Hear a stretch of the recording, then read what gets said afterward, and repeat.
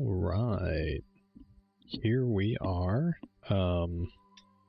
So after our first win against Chronos, we unlocked the incremental difficulty mechanic for this game.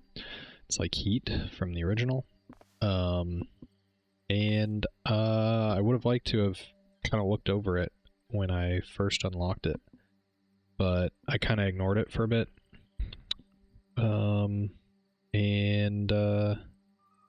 Yeah, we've done a lot of runs now. We've cleared a couple of different weapons on 20, 24 Fear.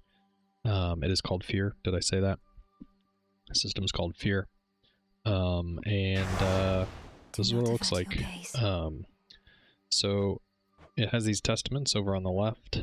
I've cleared quite a few of them already, so this is kind of a look back, but I will be slotting it into the video series after the first Chronos win, which I edited not that long ago. We'll turn this stuff off to look over it, but a lot of these things are going to be familiar from Hades 1. So we've got Vow of Blood, increases damage. I guess the first one adds 20, second one adds 40 more to make 60, third one is 100% double damage from enemies. I avoided this one quite a bit in original Hades, maybe 1 or 2 points, so you get 2 points for each of the second one, so it's kind of like 20% per point, but you can't pick 40 or 80%. We got Vow of Dominance. This gives enemies more health, just 0 to 30, 10% per point. Dominance, it's not that much. 30% is quite a bit, but for one Fear, it's not a great one. It doesn't feel great because it works pretty hard against the timer, which is another one we see back from Hades 1. It just doesn't feel good to take longer to kill enemies. With really strong weapon builds, really big damage, it's kind of ignorable, but bosses, obviously, you really feel that extra damage, or that extra health. Rebuke gives a shield, 1 or 2 layers of shield, 1 Fear each. This one's really weapon dependent, so if you have something that's doing lots of quick strikes, things like special on the torches where you're just throwing them out, they're spinning, they do lots of multi-hit. It's really easy if you're doing like the axe where you got really slow hits. This one you probably want to stay away from. Boons like Hestia, they hit rapidly on their own, so this is pretty much free if you're using Hestia, or I mean even Poseidon.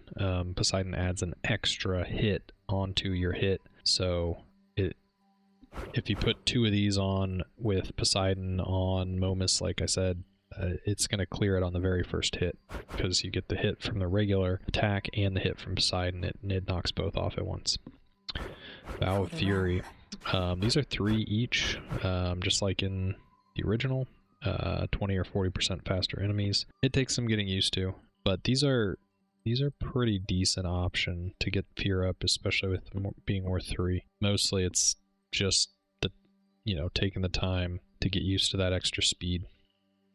React a lot quicker to enemy attacks. The timings you're used to are going to be changed. That's the really hard thing about this, is like you're just used to certain dodge timings and they're going to be changed. This is used for speed runs. It makes enemies spawn faster, so for the fastest speed runs you gotta crank this up to max. Vow of Suffering, this one's a mixed bag. It's really rough. For 2 points, you get double damage on the first time you're hit, and 2 more points, you get quadruple damage first time you're hit. That is really, really rough. But if you get something like, what's it called? Trusty Shield. If you get Trusty Shield from Hephaestus, it may be the only thing that kind of does this, but it primes some magic, gives you a shield at the start of every location.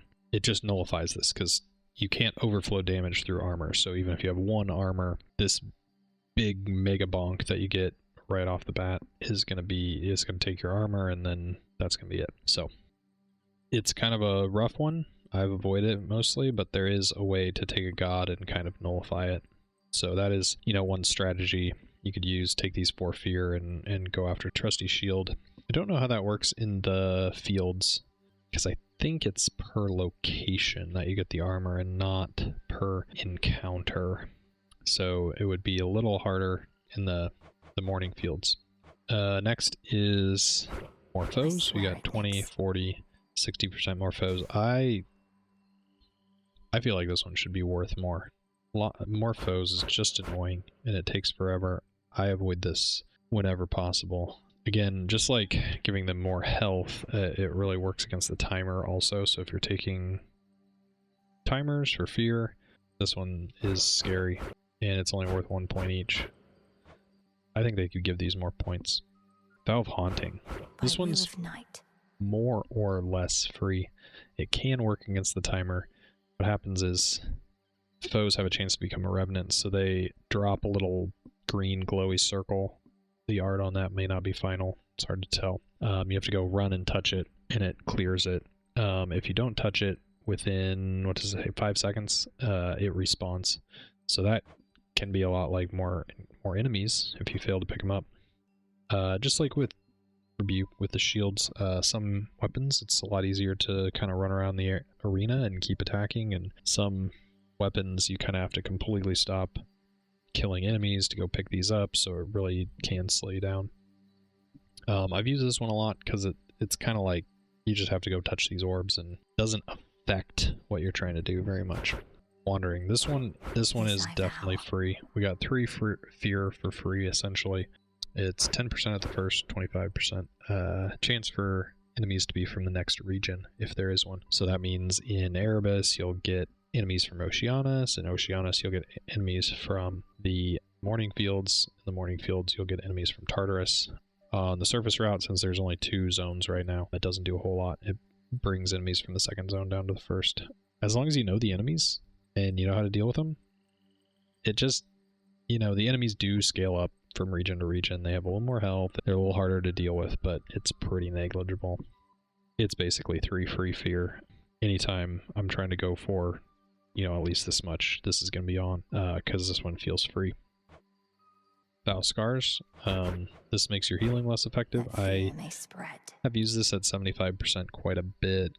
I've played the original on Hell mode a bit, which turns on this type of effect. It does only have 3 levels, so you get 1 fear for each 25%, but there is not a healing effect 25% effective level. It jumps straight to 0% for the last click. So 75-50, I can see myself using quite a bit. 0%, it's a little hard. You just have your death defiances and any health you pick up. But it is an effective way to get high heat as long as you're avoiding most damage. If you're turning on things like Vow of Blood or Vow of Suffering, that gets a bit more scary. I'm not the best at avoiding hits, so I end up buying health from pools and things like that. There are some bugs with this right now.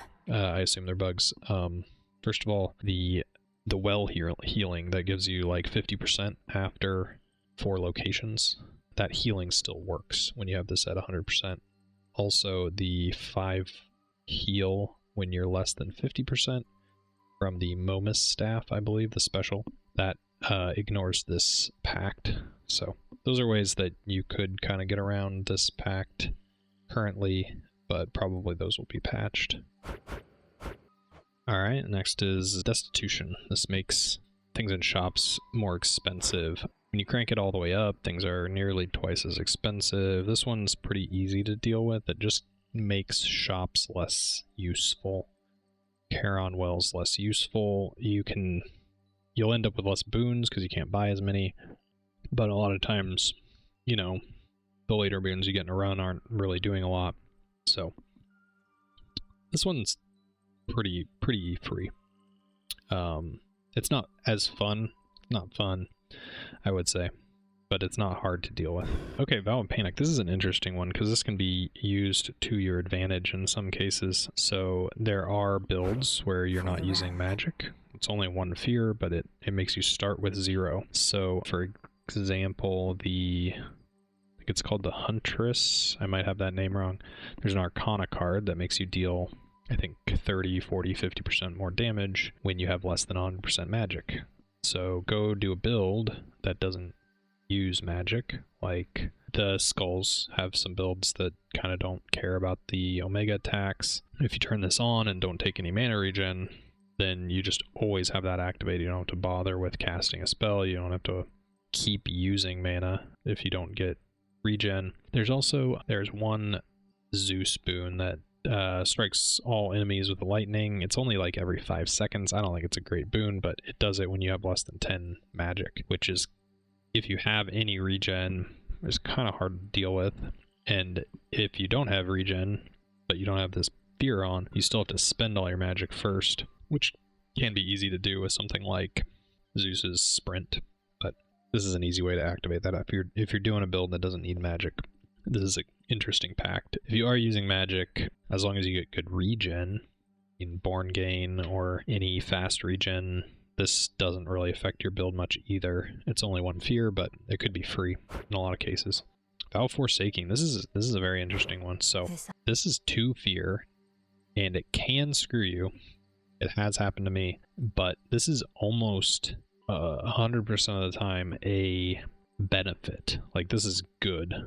Turning this on can provide an extreme amount of power into a run. So the big thing with this, you can read it here, after you choose a boon, 2 unpicked blessings will not appear again this night.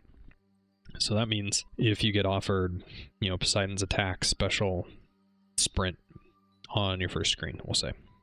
You take the attack, the special and the sprint are gone. They will never be offered again. So when you're looking to do a specific build with a specific duo or a specific set of boons, this can be extremely useful. As long as you don't get offered 2 things that you really need at the same time. If you're trying to get a legendary, if you're trying to get a duo, there's usually multiple options on things. So even if you do have 2 things that you wanted, sometimes there's another route. Maybe you can re-roll it, but like purging the things you didn't pick out completely means once you kind of get your duo, your legendary requirements, there's nothing left for the god to offer, and you end up getting legendaries and duos much, much easier. You do have to be careful as you get down towards the end of your run. If you only have like 1 thing that's left in a god's pool, they're going to offer that, and that's the only thing you have. You are forced to pick that boon, and I had an instance where I replaced a very important part of my build. I went into a trial with Poseidon and Zeus. Maybe this will get...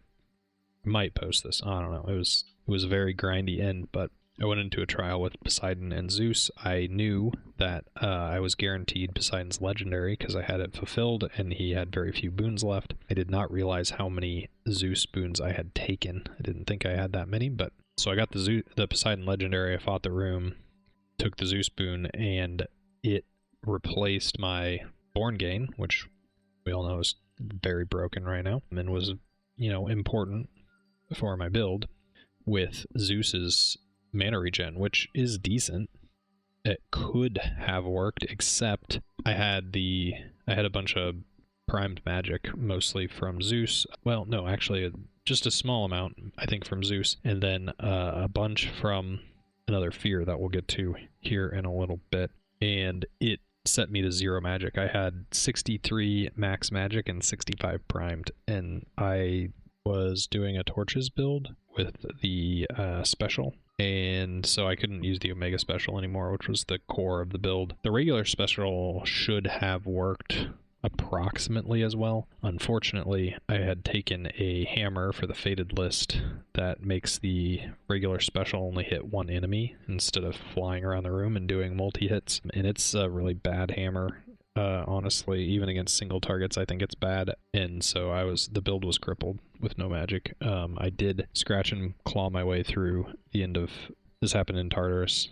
I clawed through the last few rooms and managed to beat Chronos, barely, but it took like 9 more minutes. I was way ahead on the timer and ended up with 3 minutes left or something. Anyway, that's a long story to tell about this vow, but this vow will get you duos, it will get you legendaries if you want them. It is amazing. just be careful in Tartarus towards the end of the runs. Don't take gods you don't need. Don't take gods you've seen a lot. If you don't know, like, there's something specific that you have left that is reasonable to take from them, because they'll replace your core boons and you will be unable to avoid it if you get stuck in that type of situation. So anyway, this one is very interesting. I think this is a very cool fear to have in the game, but some people have suggested maybe it should be an Arcana card because it's really, really useful.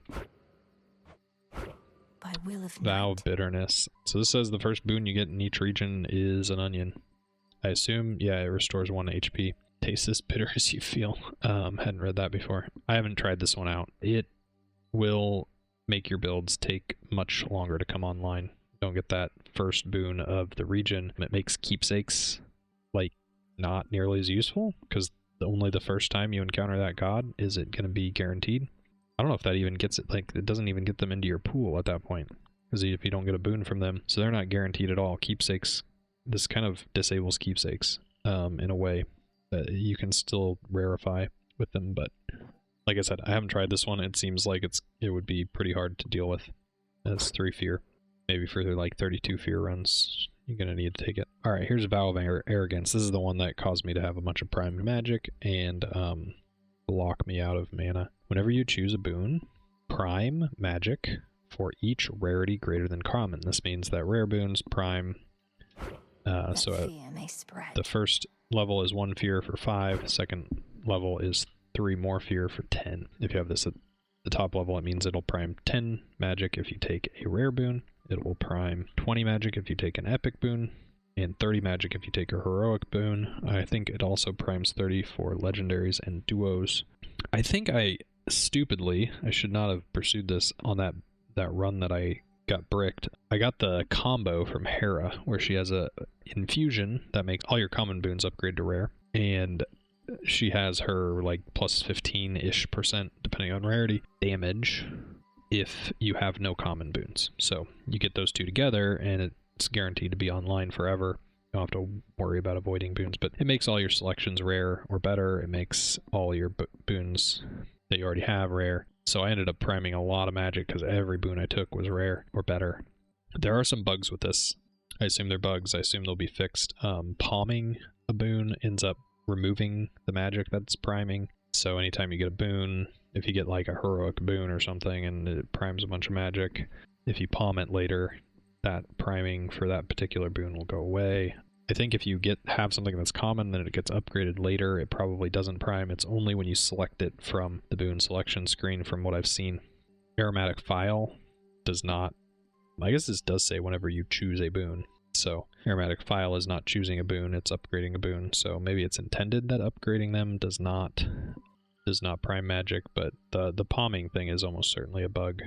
In any case, this one's decently easy to work around. You can do just fine with common boons on a run. It's certainly more exciting to have the heroics and stuff. If you can get through the first zone with just your attack boon as common and then Aromatic File it, that's a good way around it.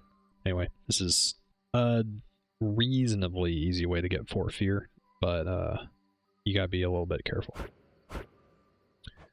Vow of Desperation, this is the same as what we saw originally. We got 9 minutes, 7 minutes, 5 minutes. It's 1, 2, 3 for the fear, so you get up to 6. I find that 9 minutes is pretty much free. 7 minutes is, as long as you're being conscious of your time, is not too bad. If something doesn't go wrong and you're paying attention. 5 minutes, you gotta know what you're doing. It's totally doable. MOMA speedruns are 6.5 minutes for the entire game, so it might be slightly harder than 5-minute areas in the original, or it could just be being less used to it. But I mostly stayed away from 5 minutes in the original, and I have not tried out 5 minutes in this one. The second zone can be very fast. Getting to the end of Erebus in 5 minutes can be tricky with some builds. And then Morning Fields can be short, it can be long. There are some tricks to making that faster, but yeah. You can kind of ignore this and then crank up you get 6 fear from that, 6 fear from that. You can turn on Dominance, you can turn on Commotion, you get 6 fear from this instead. That's going to make it take a lot longer. Or maybe even Rebuke, you know. These things are going to make it take longer. You can get more fear out of them than you can out of the speed. It's just a little bit of a grind to play it that way. So, alright, last one. Nullify the benefits of... There's only one level. 100% of your Arcana cards. So this is 5 fear, which is a lot of fear, but it turns off all the Arcana cards. I don't see myself ever using this. It's incredibly brutal. There's so much power in the Arcana cards. Maybe for 10, it would be worth using in some scenarios. I don't know. This is just... Maybe if it's possible to use Cersei's Keepsake, and then you have like a 1 in 25 chance to hit Judgment on the first zone, and then you can have maybe 10 Arcana cards by the time you get to the end. That's not even very many by the time you get to Chronos. Yeah, because you don't even get to start with the like 4 or 5-ish that you can do on a normal Judgment run. Anyway, that's my thoughts. I haven't tried this one, obviously. Seems... It's kind of like the mirror one in the other, in the original. I did not really use that one much, but that one, like, you know, disabled from the bottom up. Be interesting if this had levels where you could disable like the bottom row, the second row, third row for 1, 2, 3, 4, 5 instead of nullifying 100%. You could sort of get a free fear if it was just the bottom row by then not picking anything on the bottom row, but there's some pretty strong stuff down there, so maybe that's where this is going to go eventually. They just haven't quite worked it out. Alright, well, that's everything for fear.